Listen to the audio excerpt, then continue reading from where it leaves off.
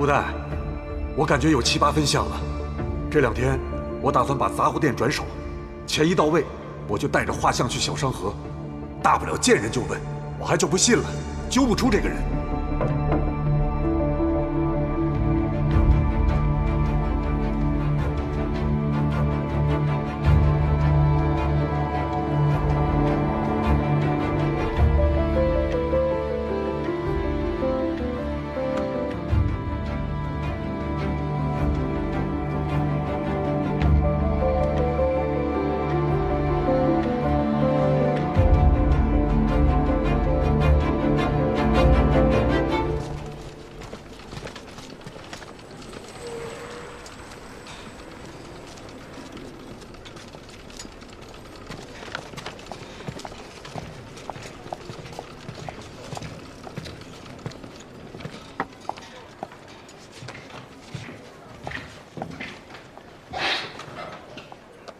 很会选地方，内外都有摄像头，人也很多，很懂得保护自己。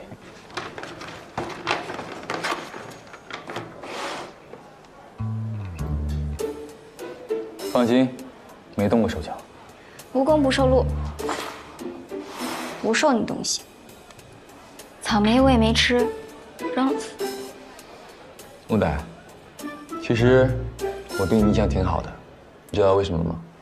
不想知道。 你功夫好，但下手知轻重，留余地，跟你打交道不累。你刀都架我脖子上了，还夸我武功好，讽刺我呢吧？说真的，我能看得出来，你有非常扎实的传统武术功底。如果较真起来的话，我应该不是你的对手。我也能看得出来，你走格斗路数。你是干什么的？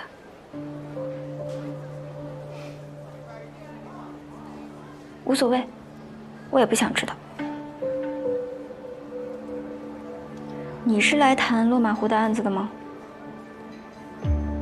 那我有个要求。你说。有2种人会对落马湖这个案子保持关注：亲友和凶手。3路人朝万烽火买消息，我弘毅和李坦是亲友。你呢？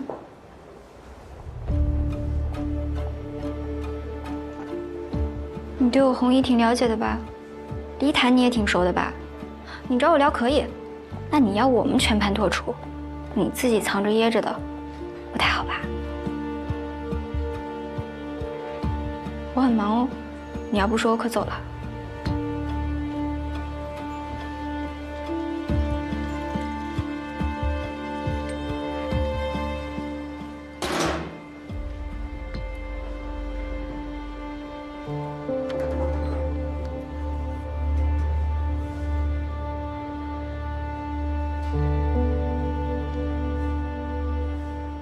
你父母和你妹妹？男的是我叔叔，我叔叔叫罗文淼，是个历史学家。叔母去世之后，他为了专心研究地狱史，带着女儿娉婷搬到了小长河。大概2年前，叔叔忽然失踪了，娉婷报了警，我也帮忙回来找。可没过多久，叔叔突然自己回来了。 叔叔，爸，没事吧？没事。问他去了哪儿，他说是龙马湖。叔叔经常去外地出差做学术拜访，我就没在意。可当天晚上，发生了一件奇怪的事情。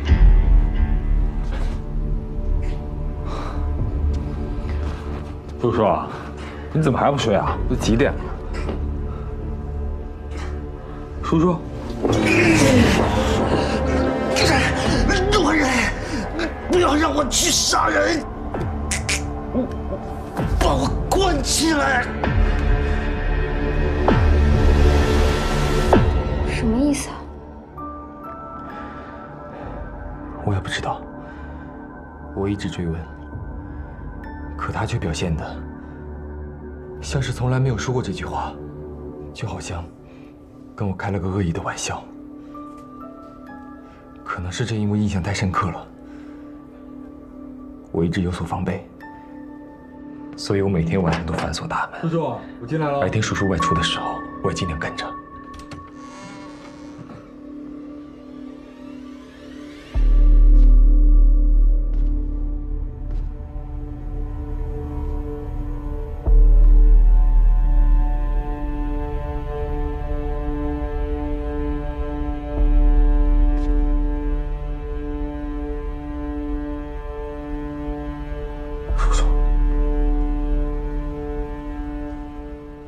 这是在干嘛？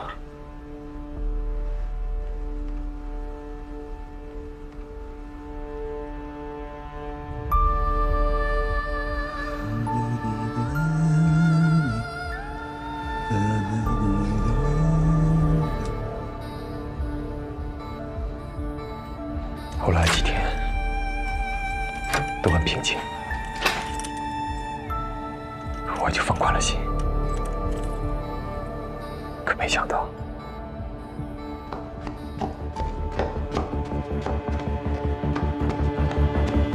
陆小刀，快醒醒，醒醒！我爸他不见了。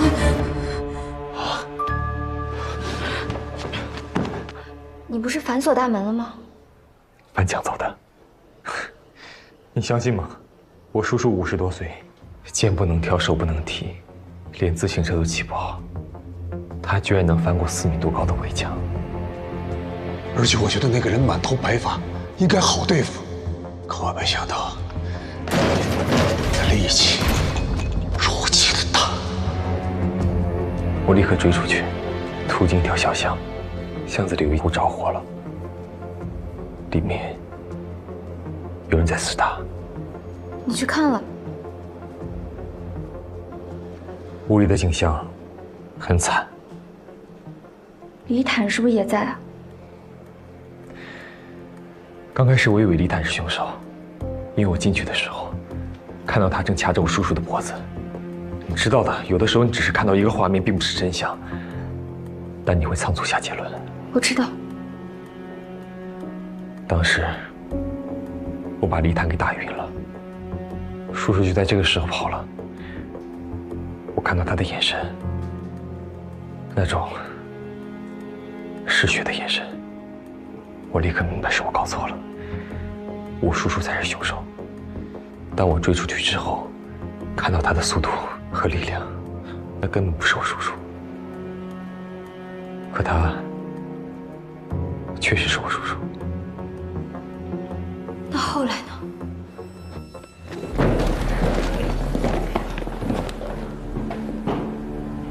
陆小刀，我爸他怎么了？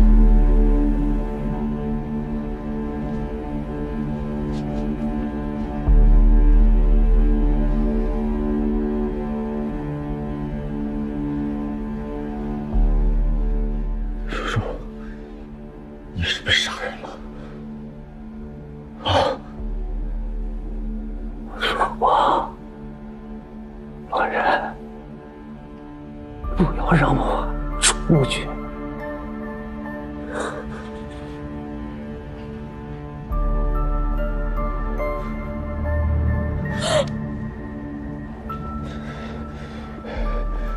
皮丁，把绳子拿来，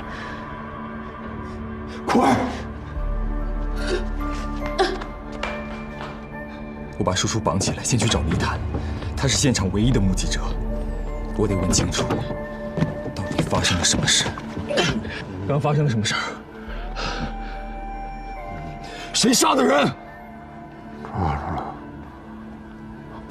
终于抓住了，抓住了！说什么？月清，终于抓住了！你说清楚！告诉你的生命。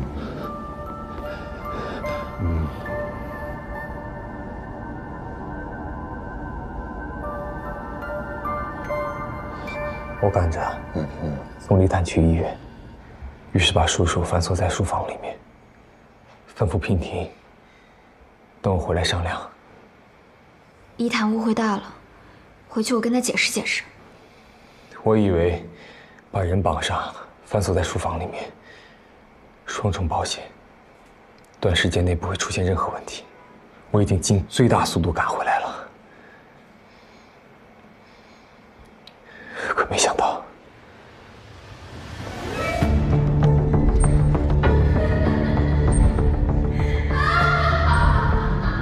叔叔死了。娉婷，娉婷疯了。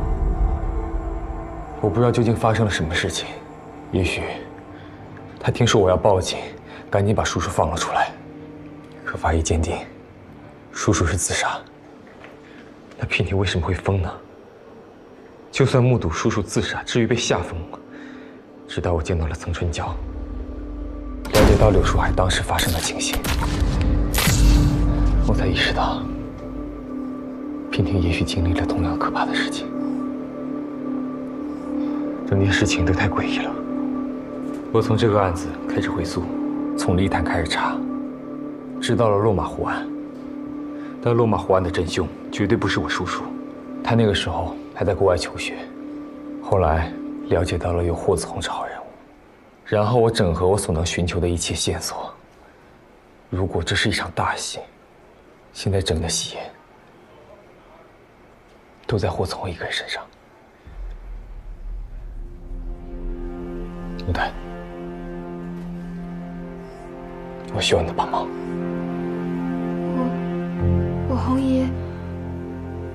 我红姨不可能是凶手。他也许不是凶手，但他一定知道凶手是谁。那你有什么证据？你还记不记得昨晚我们在后面聊了一会儿，他上来就问道：“他没一起来吗？”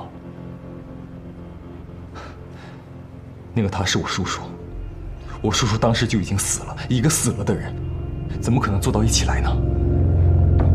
他还没死吗？活得挺好。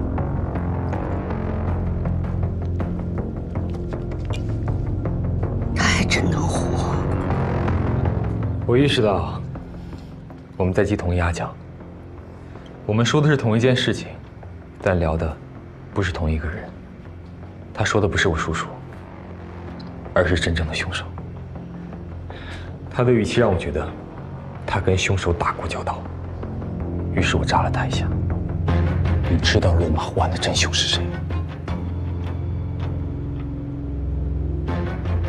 你也不是真正的霍子红。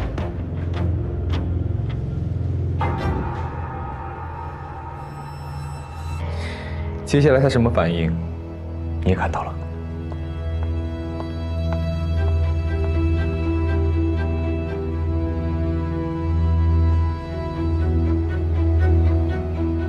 想起什么了？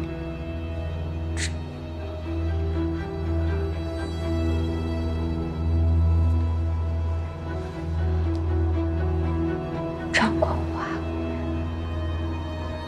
张光华谁？张光华是我红姨在万烽火那儿背的第二个案子，他也是落马湖人，而且之前跟李亚青住过同一栋楼。后来，落马湖的案子发生不久，他就失踪了。再后来，他的贴身物件被发现在大通的颐和滩那儿，好像人是遇难了。大通。大通？地名怎么这么熟啊？我好像在哪儿看见过。刘书海翻车落水的地方。对，就在大通。对。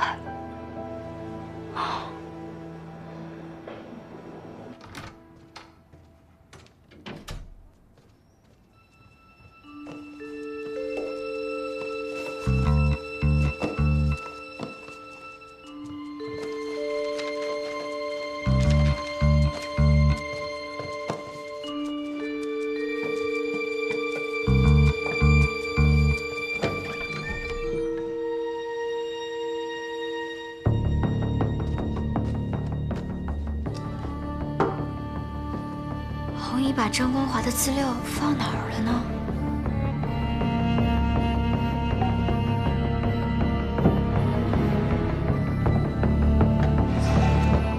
我不知道啊，我一下午也没见到木袋了。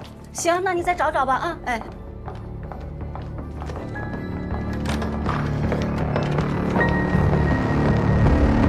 哎，这又是唱的哪一出啊？啊？红姨，来啦！我这个哎，最近发生太多事儿了，我想祈祷一下，保佑咱们酒吧平平安安的。哎，红姨，你都来了，那你来吧。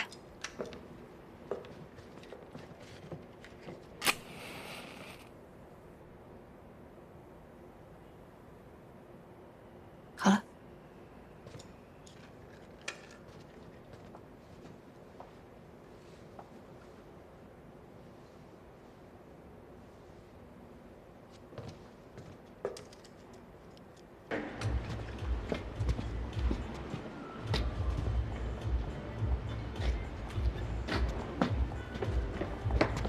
怎么样？我没找到。啊？我不知道红衣把张光华的资料到底放哪儿了。没事儿，万烽火那儿应该有底本。那你接下来怎么办啊3起案子大致情形我都了解了，得尽快理出他们之间的关联。直觉告诉我，里头应该有条暗线。等，3起，不是2起吗？哦，对，达罗恩特尔那件事情你还不知道。哎，要不去我家，你帮我梳理一下，我给你补充更多细节。去你家？不了吧，太晚了。也行。那我就不送了啊。再联系。行。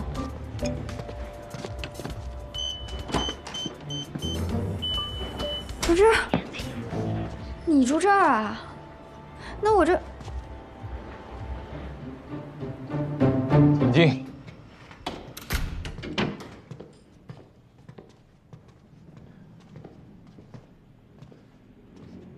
这你家啊？租的，拎包入住。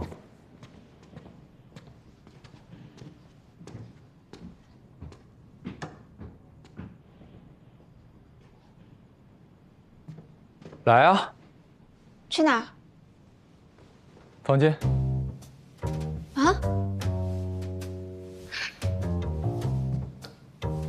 哎，资料在我房间。哦。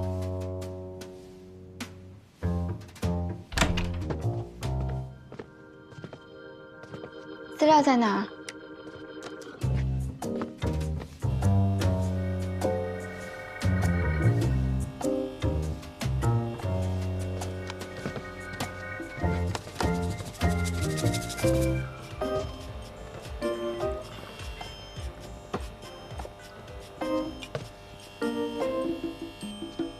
这里能看到酒吧啊，还能看到我房间呢。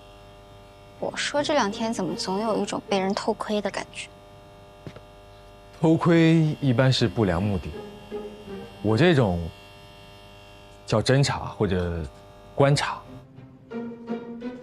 来看资料，刘树海死前提过2个案子，一件是落马湖，另一件岑春娇没说。所以你私下向岑春娇买通了消息？这个案子发生在5年前，达伦特尔，牧区，冬天，犯案的手法也是先杀人，后使用鱼线。不过这个案子没人知道。没人知道。受害者被雪困住，也有狼群。这个事情就算在天灾头上了。话说回来，这几个案子从地域上看有什么规律吗？彼此距离都很远，看不出什么联系啊。时间上呢？第2起和第3起案子之间隔了3年，但是第1起和第2起案子之间居然隔了17年。然后就是每起凶案的凶手。我始终觉得，第1起案子不是刘树海做的。第一，2起案子相隔时间太久；第二，案子发生的时候，刘树海才刚成年，怎么会突然到落马湖杀死跟自己毫不相干的李雅青一家呢？对啊，我之前一直没有头绪，直到你跟我提到张光华，很巧吧？张光华也住在落马湖，而更巧的是，张光华的遗物遗落在大同，柳树海也是在大同翻车落水的。他们两个都有一个时空焦点，大同，而柳树海和我叔叔之间也有一个。柳树海是在济泉死掉的。记不记得我跟你说过，我叔叔失踪那次，我帮忙回来找。我问娉婷，叔叔离家出走之前有没有什么奇怪的地方？结果娉婷告诉我叔叔曾经去济泉出差，回来生了一场大病。从那之后就不对劲。5年前，真不好意思啊，我叔叔买错票，是我跑错了地方，阴差阳错的好住进曾春娇的小旅馆。好，那好，就这样。上楼右拐，一直往里走，202房。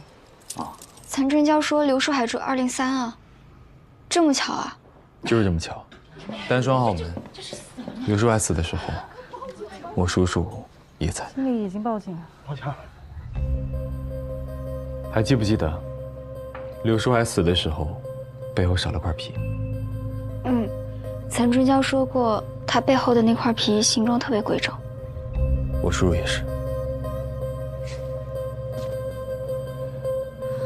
刘树海自大通落水之后就不正常了，你叔叔从济泉回来也开始古怪，我觉得有问题，就好像一个杀人接力游戏，前一个人死了，后一个人继续接力，再去犯案，然后再下一个，再下一个。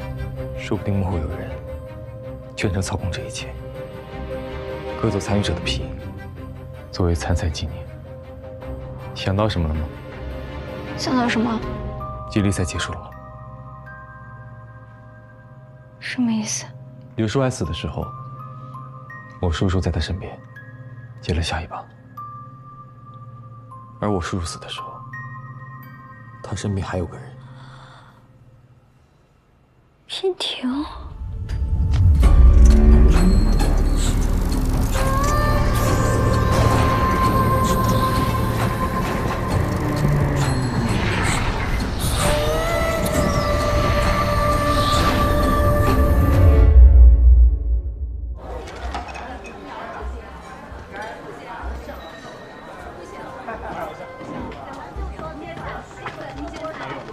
打扰一下，慢用啊！谢谢。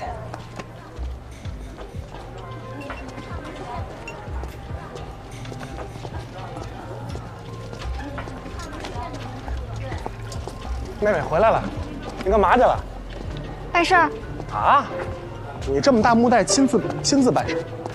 不是，你看人唐僧，妖精不用他打，斋饭不用他画，连担子都不用他挑，就因为他手底下有仨好徒弟。您甭仨，哪怕培养出一个死心塌地的徒弟，你省多大心？你就是想拜师学东西吧？我行吗？哎呦，没戏！我上头有师傅，我收徒弟的事儿得他认可你。哦。哎，妹妹，那这么着，回头您给引荐引荐，是不是？我拎个点心匣子去，我这也算带一头实。有点道理哈。但我师傅最恨当过贼的人了。我那大师兄你知道吧？大师兄，哎呦，当年他一时糊涂做了错的事儿，那个偷了人家东西还是怎么着？那让我师傅给收拾的，哎呦，家法伺候，现在还没好呢，手腿都断了。啊，像你这样劣迹斑斑的呀，真想多了。好好干活吧啊！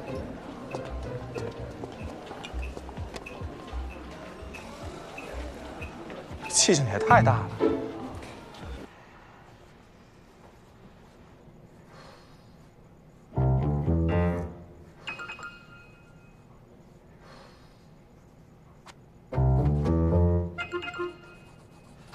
曹兄，这聪明人得看清形势。那武学是走向示威的，你就算练成了绝世高手，我一颗子弹过来，你也得谁练成了为了跟人玩命啊？瞧着床上那张纸儿，识字吗？第4步，我要成为巨星。哎呦，你还成为巨星呢？你第1步就迈错了，你不是有前科吗？你成了也是塌房艺人。你扶我一把，扶我！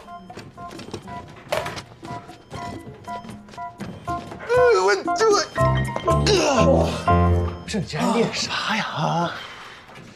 哦，不要随便评价别人的梦想。哎呦，你还有梦想呢？行，那我也有梦想呢。还问我什么梦想？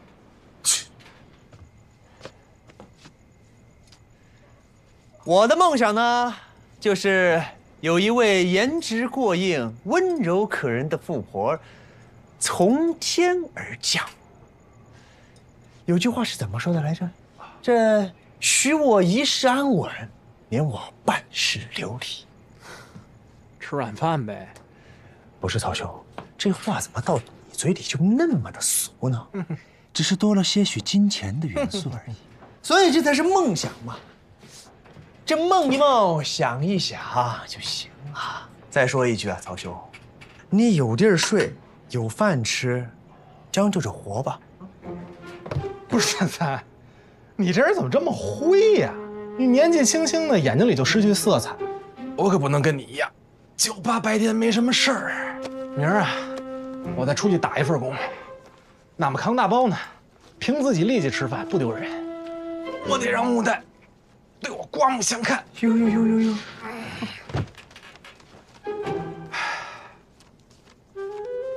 啊，对了，哥们儿，如果有一天啊，我这第4步要真成了，别去举报我啊。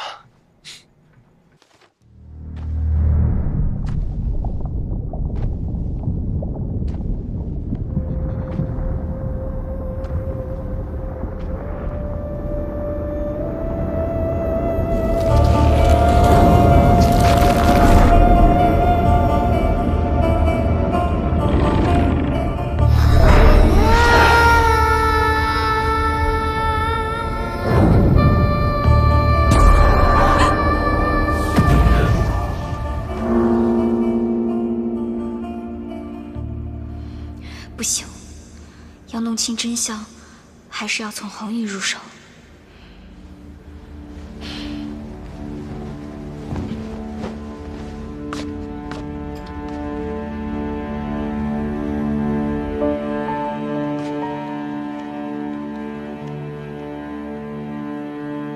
还没睡呢。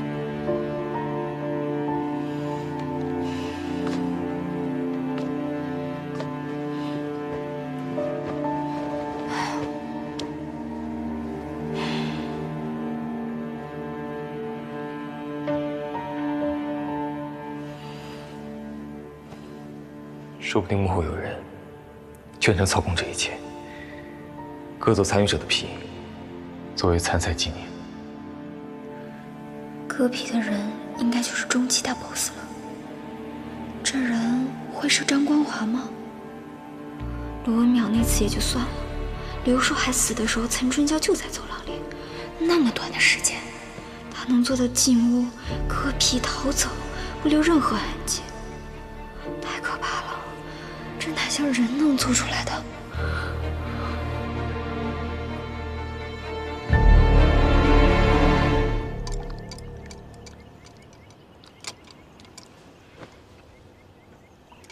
都怎么了？还不是因为那个李坦，气死人了。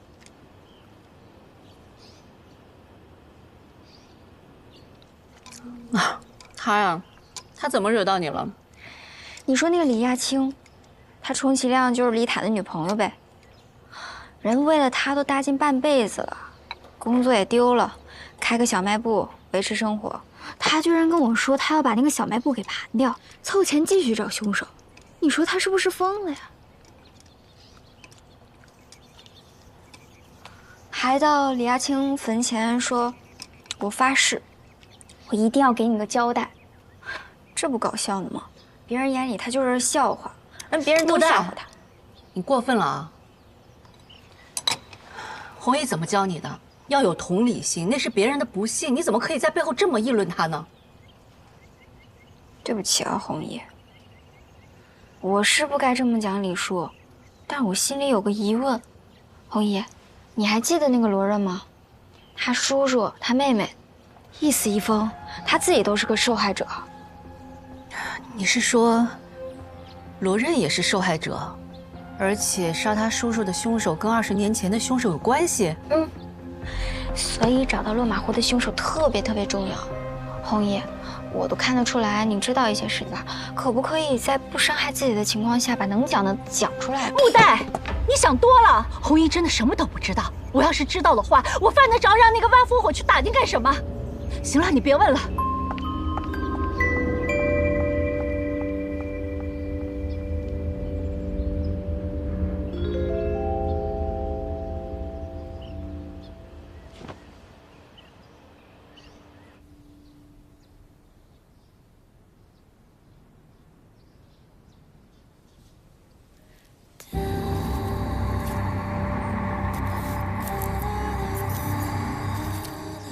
娉婷又严重了，不能再等了。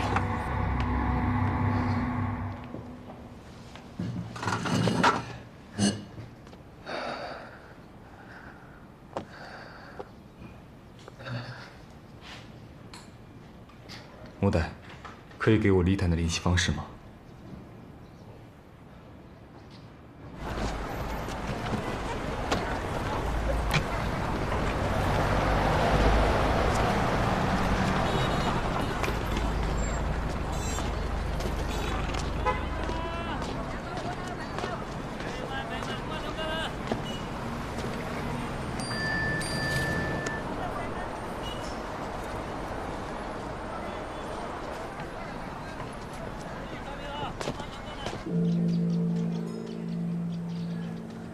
喂，我听说李坦来利息了。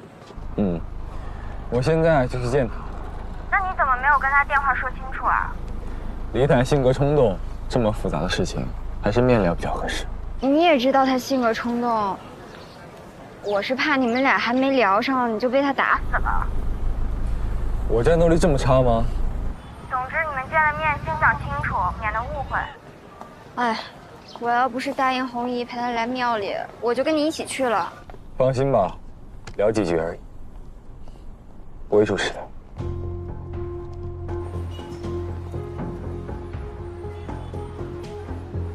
先挂了，再联系。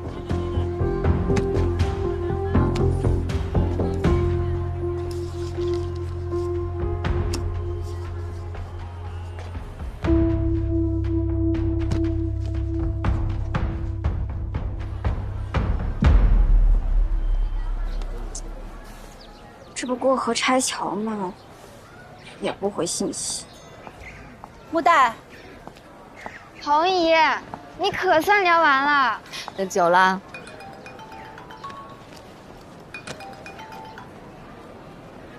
林叔，你怎么满头大汗的？我找着凶手了，老子死了，骗赢了。但是我找到这小的，我也算整屏幕了。罗任，不是李叔，李叔你搞错了。你知道他们在哪儿吗？罗任家。走，快走。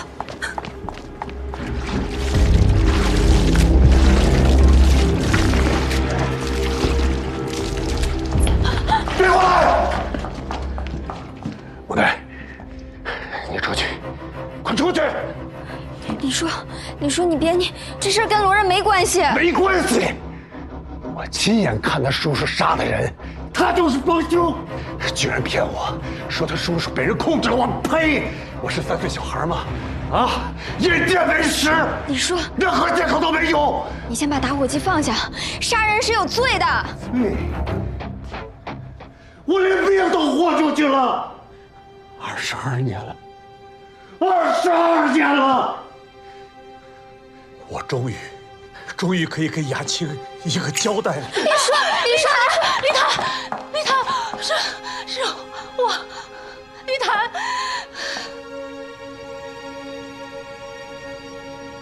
雅青，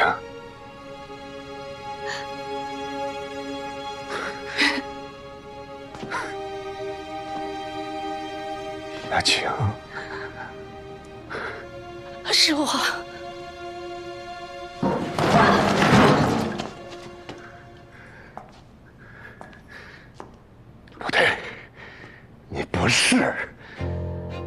你是李亚庆的双胞胎妹妹。你们都想骗我！我就是亚庆，我就是李亚庆，我是。不是亚庆，我是。你不是亚庆，我是李亚庆，我就是你忘了？你忘了吗？我们第一次见面的时候，在你单位附近的川菜馆，你点了一个西红柿蛋挞，那个鸡蛋是完整的。我说不应该这样，蛋花应该是打散的，但是你说川菜就应该这么做，你忘了吗？你还说你不能喝酒，对不对？你还记得吗？我真的就是李亚庆。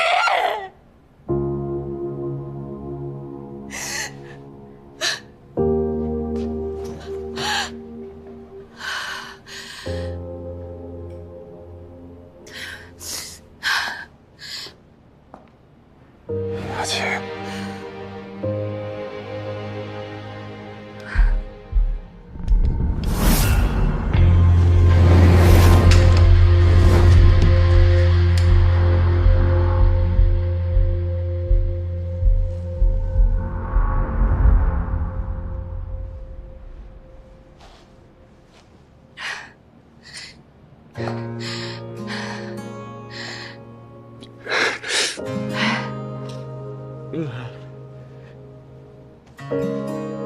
李探，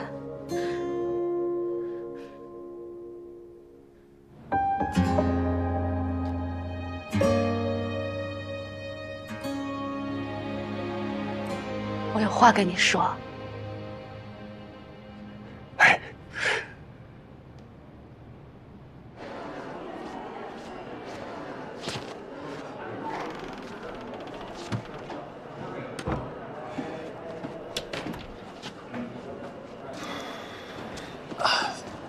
李凯这个人也真的是，说好了意思意思得了，用这么大力气。哎呀，都是水啊！汽油没撒多少，就是让你们闻个味儿，有那个气氛就行。你说你们两个怎么能合起伙来骗我呢？真不够意思。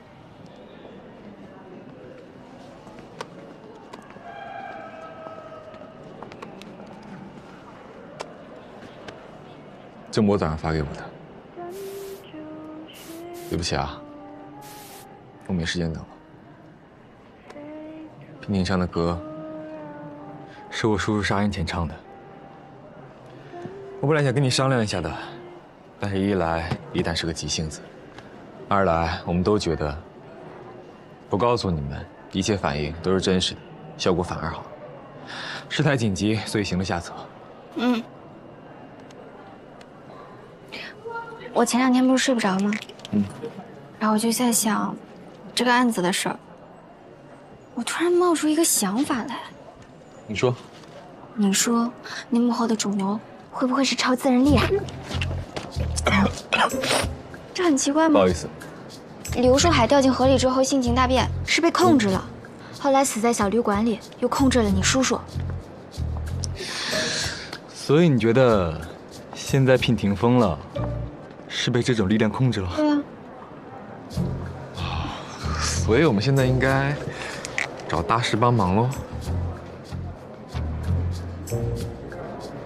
说说嘛，说能不能说啊？哎，现在肯喝我的水了啊！这一次是真的下了毒。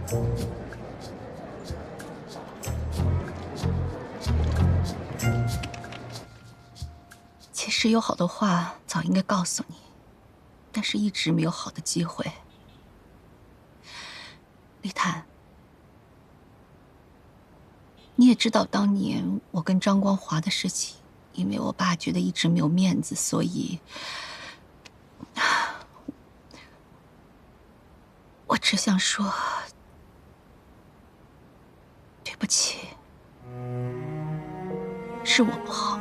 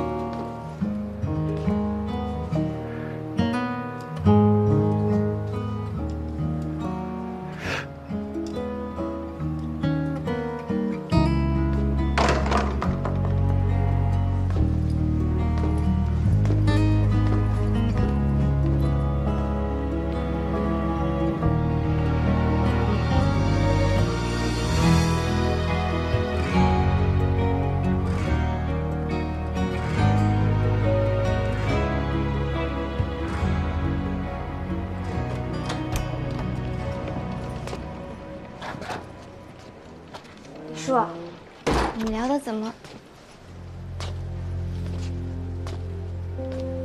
李叔，怎么啦？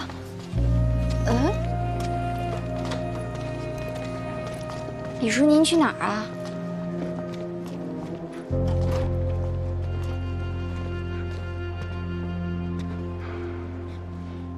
李叔，怎么回事啊？恒姨，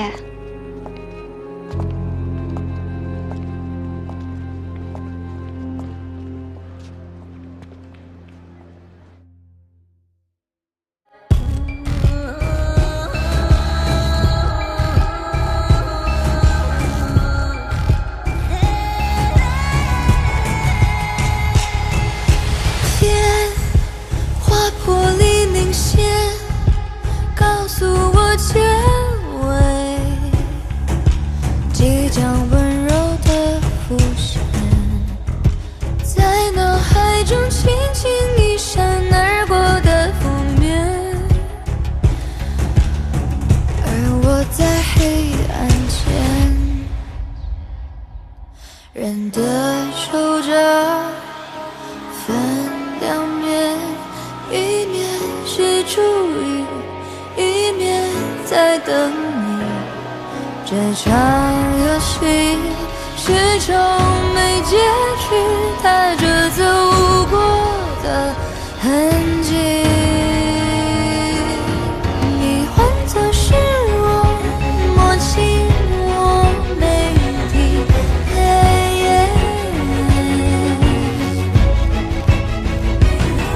我变成是你，感受你每一个呼吸，然后继续坚信天划破黎明线，告诉我结尾，即将温柔的浮现，在脑海中轻轻一闪而过的覆面，而我在黑暗间划破黎明线，告诉我结尾，即将温柔的浮现，在脑海中轻轻一闪而过的覆面，而我在黑暗间。